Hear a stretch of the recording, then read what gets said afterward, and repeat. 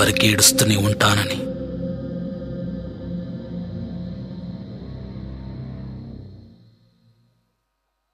లోకం మొత్తం నాదే, అసలు నా లోపలి జీవం మొదలు అయ్యా నేడే మీకే అలుసు. నా కోపమే మీకేం తెలుసు, పేగు పేగు నాతో కలిసి నా నెత్తురి మీకే పంచి పెంచా నాపై దుమికే రాక్షసులా.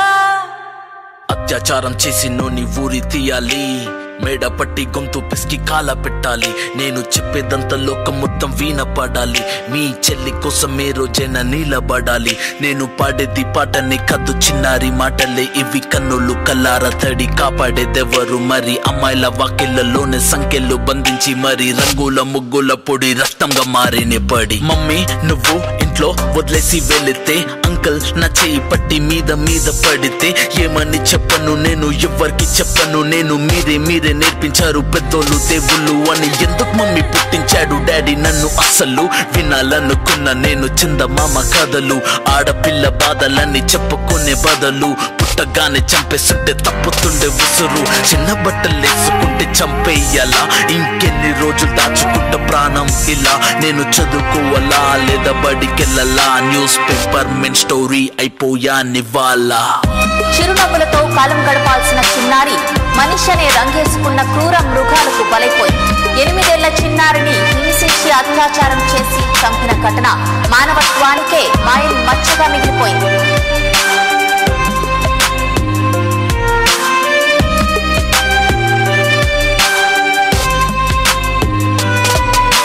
విలేజ్ పిల్లాని కాలేజీకి వెళ్ళాను, డిస్టింక్షన్ కొట్టేసి డిస్ట్రిక్ట్లు దాటాను. సిటీకి రాగానే సిటీలు కొట్టారు, నల్లగున్నానని నేను నవ్వుల పాలయ్యాను. తల మీద చెయ్యి వేసి దీవించే గురువులు, నడు మీద చెయ్యి వేసి కోరారు పరుపులు. జింక పిల్లలాగా నేను తీశాను పరుగులు, చనిపోయిన కూడా మీద పడ్డారు పురుగులు. ఏదో సాధిద్దామని క్లాసెస్ కి వెళ్తే ఓ వ్యక్తి లవ్ అంటూ నా వెంట పడనే, చిన్న చూపు చూసి నా చున్నీ లాగాడు.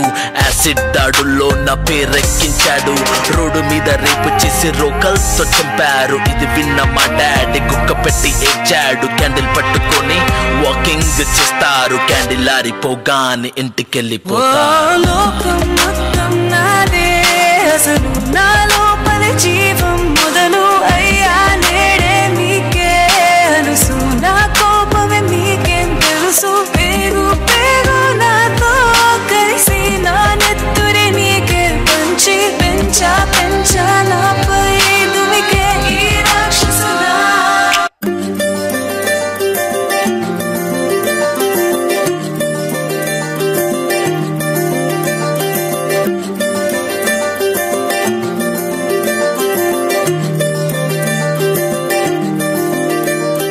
మగువా లోకానికి తెలుసా నీ విలువా?